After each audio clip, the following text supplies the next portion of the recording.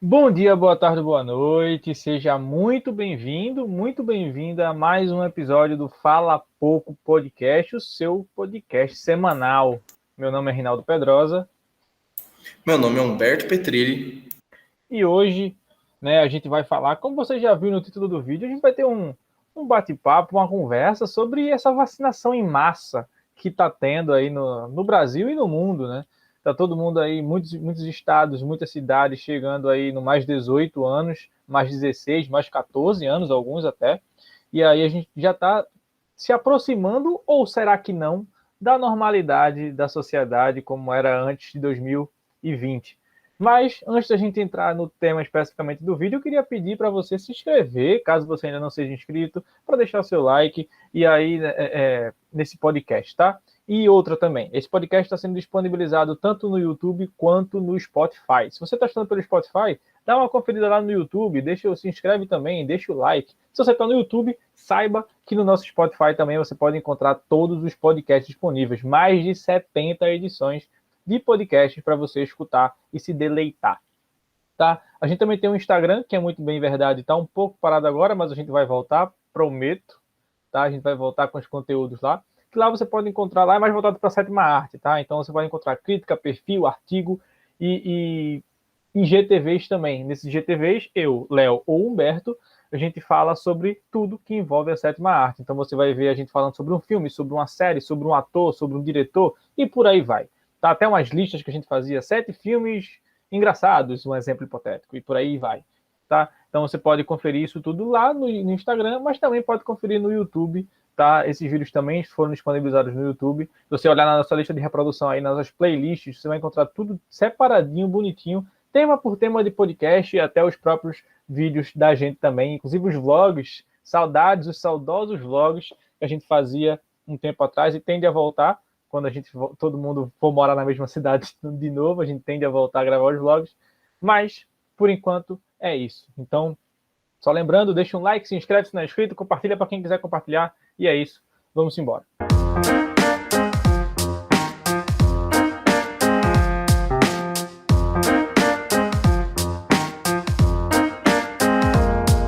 Bom, esse assunto de vacinação, para mim, pelo menos, eu acredito que para todos os nossos ouvintes e todas as pessoas que estiveram, né, nesses últimos anos, nesses últimos dois, praticamente, né, não, nesse último ano, no caso, esperando, né, esse desfecho do que seria a pandemia e todas as relações que envolvem o coronavírus. Mesmo que depois que a vacinação se encerre, né, colocando entre aspas, quase todas as pessoas já estejam vacinadas e as pessoas que não estejam vacinadas ainda tenham a oportunidade de vacinar.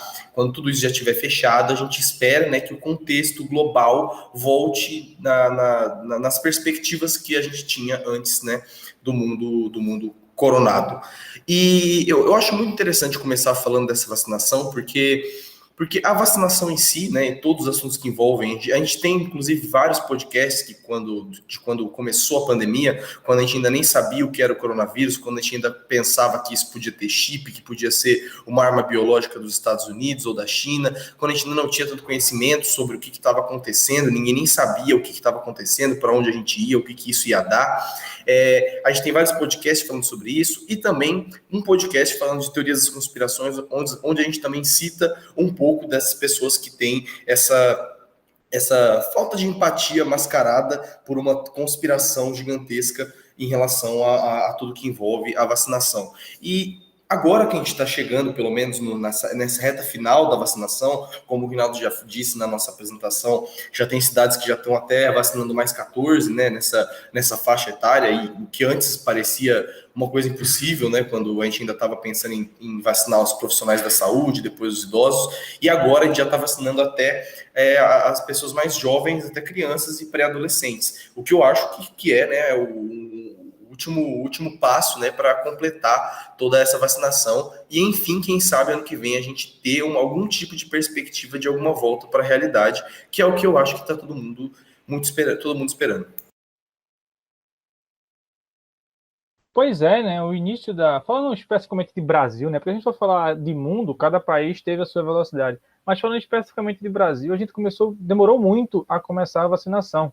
Começou lá com a vacina do Coronavac, lá do Butantan, que virou quase uma arma política do Dória, né, contra o Bolsonaro, porque a gente tem um presidente que é claramente contra a vacina, que faz com que todo mundo que apoia ele também seja contra a vacina e cria diversas teorias da conspiração envolvendo ela.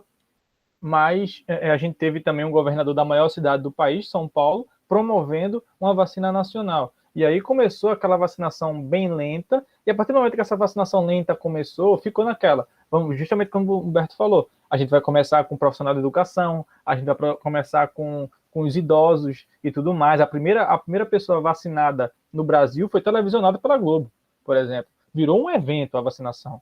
E tinha que ser, por tudo que estava sendo comentado, toda a expectativa que estava sendo criada em torno da vacina, e todo o trabalho que o nosso executivo estava fazendo para boicotar a vacina, precisava de um contragolpe, vamos dizer assim, por parte da mídia, por parte das outras pessoas que apoiam a vacina. Então, teve todo esse processo e foi um início muito lento.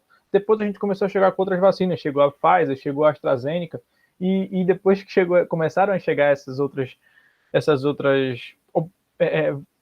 vacinas de outras empresas, começou também aquela questão de você ser sommelier de vacina e você escolher qual vacina você queria tomar. E aí tinha gente que ficava perguntando, tomasse qual vacina? Aí, tomei a AstraZeneca.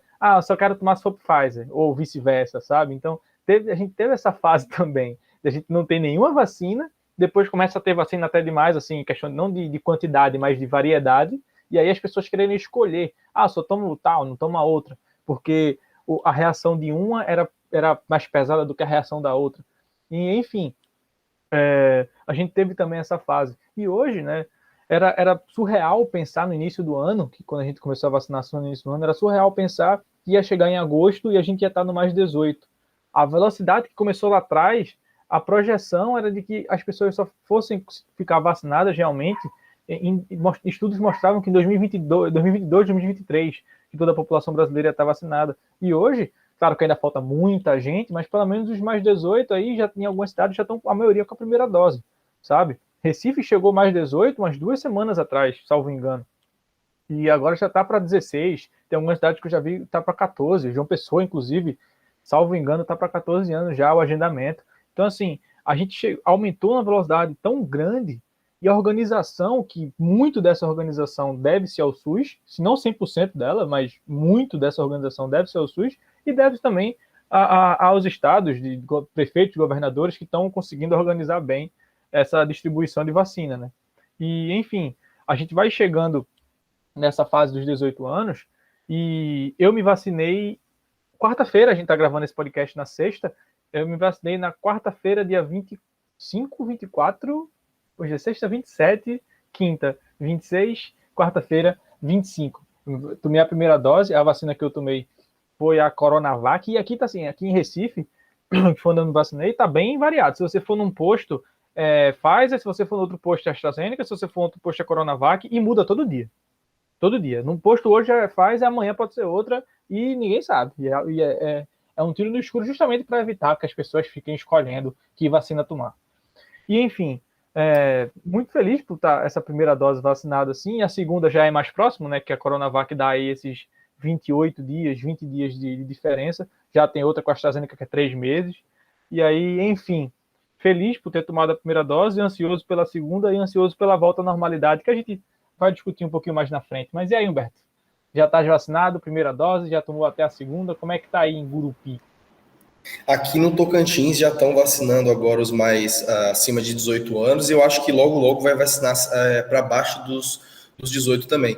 Isso porque eu acho muito interessante também salientar como que a galera mais jovem foi, assim, caiu matando em cima da vacina assim que teve a liberação. Porque muitas pessoas mais velhas, isso é uma coisa factual, muitas pessoas que inclusive relacionam com uma coisa muito interessante que você disse, que eu vou até começar comentando. A gente está agora quase que nessa reta final da vacinação, e ainda por cima com vários e vários fatores internos, principalmente internos, por incrível que pareça, e externos, que nos impediram, né, que dificultaram a gente a conseguir ter essa vacina. Falar mal do presidente, falar mal do Bolsonaro, já é algo que é quase que redundante no cenário político, econômico e social que a gente está vivendo no nosso ano de 2021. Mas ainda assim é algo que nunca sai de moda, é sempre totalmente válido, porque as maiores dificuldades que a gente teve praticamente em relação a tudo, inclusive fatores externos e internos, estão relacionados à postura do nosso presidente. Mas, né, salvo todas essas coisas ruins, vamos tentar focar nesse podcast não nas coisas ruins, mas nas coisas boas. Afinal, agora a gente já está em uma parte do processo muito esperançosa. Mas aqui no Tocantins a gente já está tendo essa vacinação, e a galera que é mais velha, que normalmente é apoiadora desses movimentos conspiracionistas, que normalmente tem uma resistência muito maior a querer ir tomar vacina por diversos fatores, ou por medo de pegar quando estiver indo, ou por medo de pegar quando tomar a vacina, ou por medo de ser incrementado um chip chinês que consiga controlar a vida das pessoas. Isso são fatores que dificultam essa geração a entender a importância de tomar a vacina. Mas a galera mais nova, sempre, assim que liberou, todo mundo estava louco para conseguir tomar, porque afinal é a galera que mais sai, a galera que mais entra que mais se relaciona e se interrelaciona. Aqui já está quase finalizando a primeira dose da galera que vai até os 18 anos, e logo, daqui a uns 3 meses, salvo engano, daqui a 2 meses, porque se eu não me engano diminuiu, né, o tempo de espera para chegar, a gente já vai ter a segunda dose, e a galera mais nova também está indo em cima para tomar. Isso eu acho uma coisa muito interessante e esperançosa, no sentido de não só de saber, né, que como é a galera mais nova, a galera que mais se relaciona, que agora já vai estar vacinada, então a probabilidade de se contaminar pela Covid diminui drasticamente, muito mais do que a vacinação pioneira que teve nas pessoas mais velhas. E eu acredito que até ano que vem, né, a gente já vai estar totalmente vacinado, todo mundo, muito provavelmente, e voltar a uma, entre aspas, normalidade, né? E o que é bem interessante, pensar sobre essa normalidade, porque agora a gente... tudo que acontece na história, ela muda de alguma forma os eventos que virão, né, depois do ocorrido. E eu acho que a pandemia, né, parando assim para pensar nessas mudanças que talvez possam ocorrer, terão mudanças muito grandes, mudanças que inclusive nós já falamos em outros podcasts, como hábitos higiênicos, hábitos de se relacionar entre as pessoas, a máscara, que é algo que, se a gente para pensar a um nível não médico, né, mas a um nível social, ela virou quase que um acessório, né, para muitas pessoas. E então, assim, dentre todas as mudanças que vão vir, né, com esse mundo pós-coronavírus, né, DC, né, depois do corona, eu acredito que perto das mudanças que a gente achou que nós teríamos há um tempo atrás, elas serão muito pequenas, até porque também a gente já se acostumou com a maioria delas. Todas essas coisas que a gente fala sobre a pandemia são coisas que a gente já faz praticamente automaticamente. Uma coisa que é uma reflexão mais assim, particular, mais pessoal de cada um, né? Que pelo menos foi uma coisa que eu reparei, eu percebo que meus pais, por exemplo, eles têm muito mais dificuldade de lembrar de usar máscara quando eles vão sair do que eu, e do que principalmente pessoas mais novas do que eu. Isso porque a gente já está mais acostumado, é mais fácil para a gente entender. Então, assim, eu acho que a nossa geração talvez vai ser a geração que vai mais sentir essas mudanças que virão agora, né, próximas ao mundo pós-corona. Mas, assim, eu estou ansioso para que todas as pessoas tomem essa segunda dose, ou pelo menos a maioria das pessoas tomem essa segunda dose, mesmo que sejam obrigadas, as pessoas mais velhas, a irem tomar, para que a gente possa ter uma perspectiva real, assim, de um mundo mais desintoxicado. Pois é, e assim, só um ponto que assim, a gente fala do Brasil, mas não tem só doido de vacina no Brasil, tá? Não tem só pessoas assim que, eu não quero tomar vacina porque não sei o quê. Não é só no Brasil que tem isso, é no mundo todo. Como no Brasil a gente tá aqui, a gente acompanha mais de perto, mas tem, todos os países tem as pessoas mais céticas na questão da vacina. E, enfim, pelo menos na minha família tem alguns, mas meu pai e minha mãe são bem. Ambos se vacinaram e eu também agora. Chegou a minha vez. E entrando no tópico da questão do futuro, né, do que vem pela frente, falando especificamente da universidade, a Universidade Federal aqui aqui não, né? Lá da Paraíba, que é que eu e o Humberto e o Léo a gente estuda lá, já anunciou, não a faculdade em si, mas os professores já comentam que as aulas presenciais estão para voltar ali em fevereiro ou até no início de março, né? As aulas presenciais que desde o ano passado a gente está todo mundo no EAD. Então, é uma tendência, né, que se você veja uma pessoa já vacinando de pessoas de menores, 14 anos aí, é uma tendência aí que todos os estados voltem também com as aulas presenciais na questão da faculdade. E você, voltando com faculdade e tudo mais, você já pode até observar que estádios de futebol já estão começando a querer fazer teste ainda esse ano, em outubro, em novembro, dependendo de cada estado, para ter a volta do público aos estádios. Não na sua totalidade, óbvio, mas 30%, 40% da capacidade já voltando a ter essa questão de públicos, né? Vão ter alguns eventos testes. Por exemplo, aqui em Recife vai ter o Jogo do Brasil e está se estudando se já vai liberar o público ou não. O jogo vai ser em setembro. Então, são todas essas questões que são levantadas. E, assim, isso já é um início. Claro que o início, no real sentido da palavra início, de uma volta à normalidade, né? Não acredito que vá ser de uma vez, até porque não pode ser de uma vez, até porque a gente está vendo aí todas as questões de variantes, né? Muito comentada a variante Delta, e enfim. Mas a gente já vê uma tentativa de volta à normalidade. Não que em algum momento a gente teve um lockdown de 100% de toda a população brasileira. A gente não chegou a ter isso.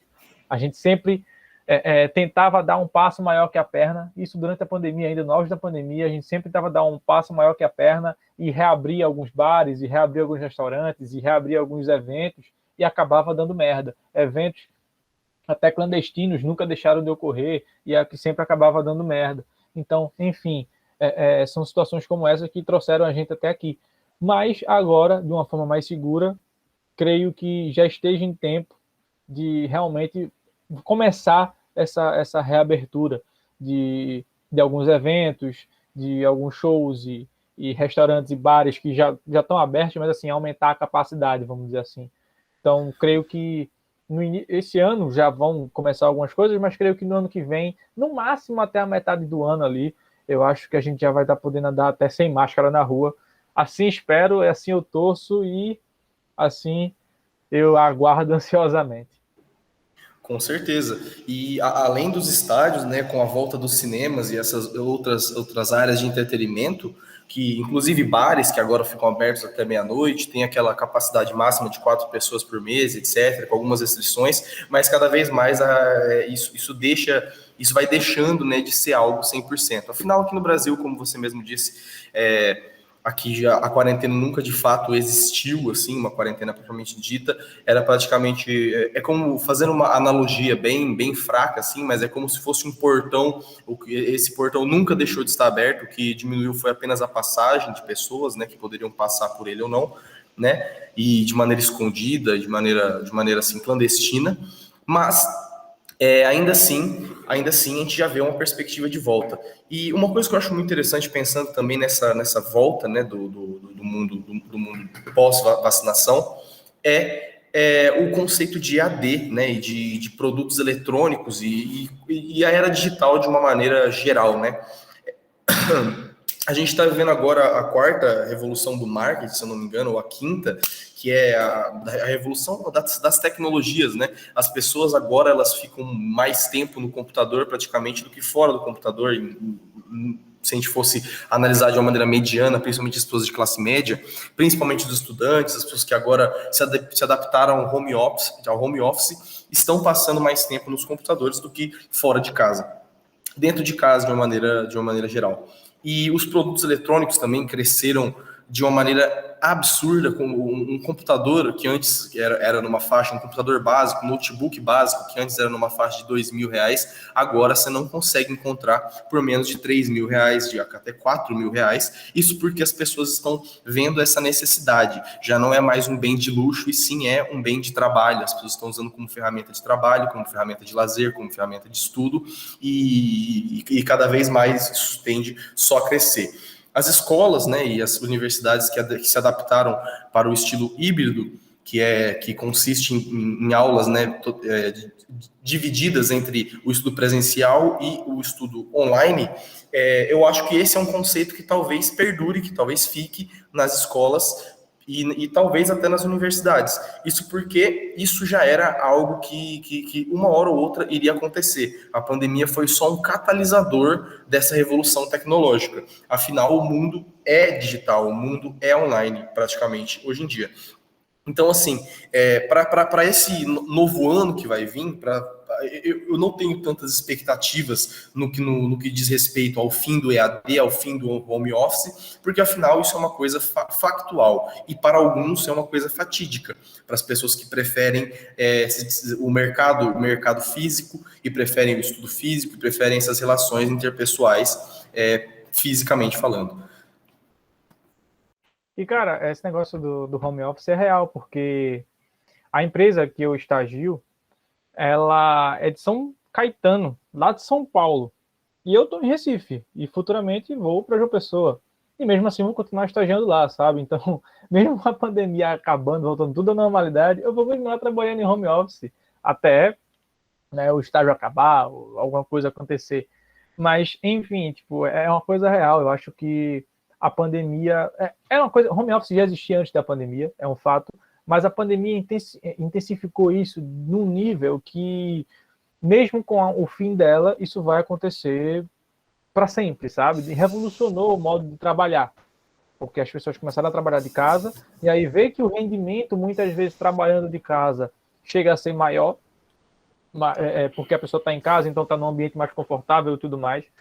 Mas, enfim, tem isso. E a questão do EAD também. Já era Muito uma coisa menos que existia antes da despesas pandemia. também, muito menos Isso, despesas. exatamente. Porque eu vi um levantamento, mas não era nem com empresa, mas era com a faculdade privada daqui de Recife, que é uma das maiores universidades privadas que tem aqui, que dizia o seguinte, que o EAD era extremamente mais barato para a universidade, porque elas não precisavam gastar com energia. Você passa na faculdade o dia todo, as lâmpadas têm que estar ligadas o dia todo, a iluminação tem que estar boa em toda a faculdade, questão de segurança e tudo mais. Então, assim, era extremamente mais lucrativo para a faculdade ter o EAD do que ter as aulas presenciais. E você levando isso em conta na faculdade, você pode levar em conta também em qualquer empresa privada por aí afora, sabe? Com a empresa tendo seu funcionário em casa, a empresa, questão de estrutura, gasta muito menos, sabe? Muito menos. Assim, é uma coisa abissal de menos. Então é muito mais lucrativo para elas. E, enfim, falando especificamente agora do EAD, é uma coisa que já existia também antes da pandemia, mas agora, não que a gente já tenha saído da pandemia, mas quando ela acabar, vai ser uma coisa que também vai continuar. Então são coisas que foram inseridas de forma forçada, entre aspas, vamos dizer assim, durante o coronavírus, mas que mesmo com o fim dele, vão ser coisas que vão continuar. Claro que de forma optativa, mas sempre vai ter alguém que vai optar por trabalhar home office, né, caso possa escolher, ou alguém que vai optar por estudar no EAD. É uma coisa que evoluiu muito durante a pandemia. Eu não gosto de ficar pensando em a pandemia veio para isso, a pandemia, lições da pandemia, precisamos... Não gosto de pensar assim, mas é inegável que esse tipo de coisa que foi disseminado na pandemia vai continuar depois dela. Com certeza. Além disso, algo que já vinha acontecendo dentre essas revoluções tecnológicas, que começaram principalmente em outros setores, como o setor primário, o setor secundário, a utilização de tecnologias, né, e de desenvolvimento dessas tecnologias para auxiliar esses setores, agora estão também chegando no setor terciário. Praticamente, existe quase que uma inutilização da classe vendedor, porque praticamente quase todas as compras que a gente quer fazer, a gente consegue fazer de maneira online. Compras de mercado que pareciam Cara, uma o coisa iFood agora impossível. que botou o iFood mercado lá, acabou-se. Exatamente, exatamente. O iFood agora você consegue fazer compras no mercado, você consegue chegar lá e escolher exatamente os produtos que você quer do mercado, do supermercado, e eles são entregados diretamente na sua casa.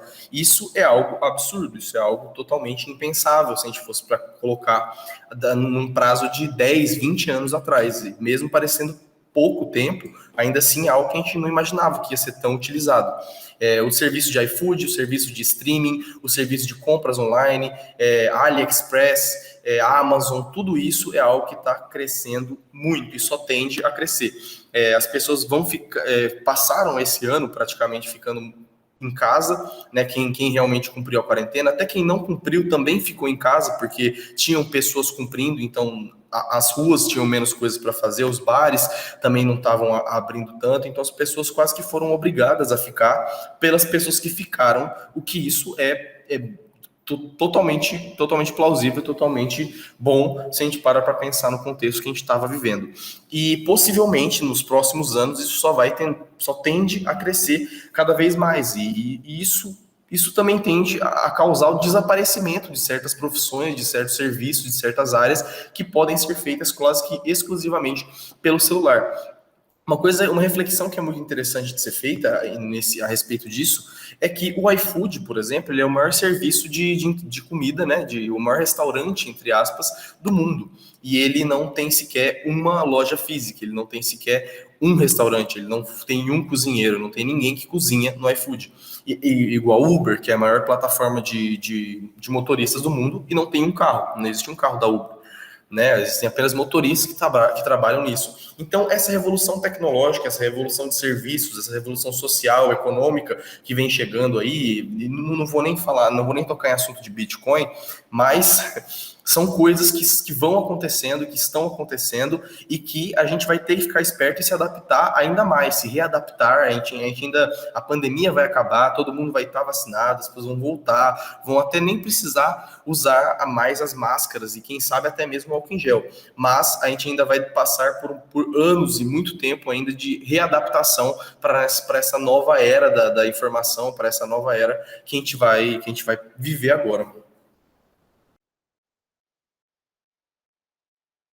Pois é, cara, eu acho assim que vai muito na linha até do que eu já estava falando, né? Coisas que se intensificaram na pandemia e que vão ficar para sempre, sabe? Porque a, muitas coisas ficaram muito difíceis na pandemia, óbvio, mas também algumas coisas ficaram mais fáceis, como a gente está citando a questão de fazer compras. Ficou muito mais fácil hoje em dia fazer compra. Você pode abrir o seu aplicativo do iFood aí, iFood Mercado, compra, pá, acabou. Até o próprio Uber hoje em dia faz entrega, sabe? Tipo, não só a questão do Uber Eats, mas o Uber, às vezes, você pode pedir, levar uma mercadoria daqui para ali. Você pede o Uber e o Uber faz a entrega da mercadoria, sabe? Tem muito disso. Mas eu acho, né, que a gente está chegando num ponto assim de muita reflexão, assim, de tipo, caramba, já uma coisa que parecia tão distante e já está acabando, sabe? Tipo, tá mais perto do que longe, pelo menos, o fim da pandemia.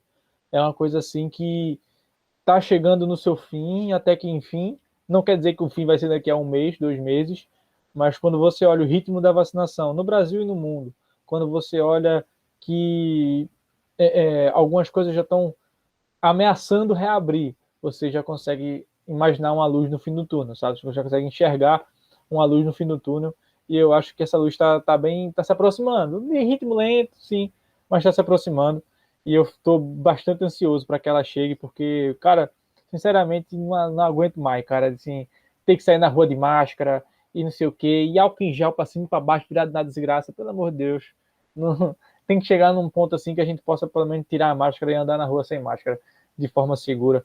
Até, por exemplo, em ambiente como a academia, que é um ambiente que você vai ali todo dia, tá ali de máscara. Até quando você vai na pelada, você encontra pessoas jogando de máscara, sabe? Então, é uma coisa que hoje o que nem você falou no início, é um acessório, mas eu tô doido para deixar de ser, para ser sincero. Sempre saio de máscara, tá? Óbvio. Mas eu tô doido para que deixe de ser. Antes que alguém vai, pô, tá, eu saio de máscara toda vez que eu saio de casa. Mas tô doido para que deixe de ser um acessório, porque eu não aguento mais não. E agora, né, eu acho que chegando, acho que é nessa reta final aqui do podcast, eu queria fazer mais uma reflexão a respeito de que agora que a gente está quase chegando também ao fim da pandemia, provavelmente até ela vai ter uma duração média de uns 2 anos, né, no total, se a gente for parar para fazer os cálculos assim, se realmente conseguir vacinação e as coisas reabrirem até fevereiro, até março do ano que vem, ela vai fazer aniversário de 2 anos, né, dessa pandemia. E agora que nessa reta final da vacinação, eu queria fazer uma pergunta para você, Rinaldo. Se você pudesse, né, voltar lá no começo da pandemia e falar para você do passado, que ela só iria acabar em fevereiro, em março de 2022, você teria feito alguma coisa diferente? Isso teria mudado alguma coisa na pandemia? Porque todo mundo sofreu de alguma forma, todo mundo sofreu as consequências da pandemia, sejam elas psicológicas, sejam elas econômicas, sociais, etc. Todo mundo foi afetado por ela de alguma forma e quis ter feito algumas coisas e não fez, e vice-versa, fez algumas coisas que gostaria de ter feito. Se você pudesse voltar para o Rinaldo de março de 2020, o que você falaria, o que No esse Rinaldo caso, no início faria? da pandemia, né? No início da pandemia. A Isso. pandemia começou hoje, por exemplo. Digamos que a pandemia começou hoje, a gente está lá em março de 2020, e você sabe com certeza que ela vai durar 2 anos cravados, assim, só em 2022 que as coisas vão voltar ao normal, entre aspas. O que isso teria Cara, mudado alguma coisa?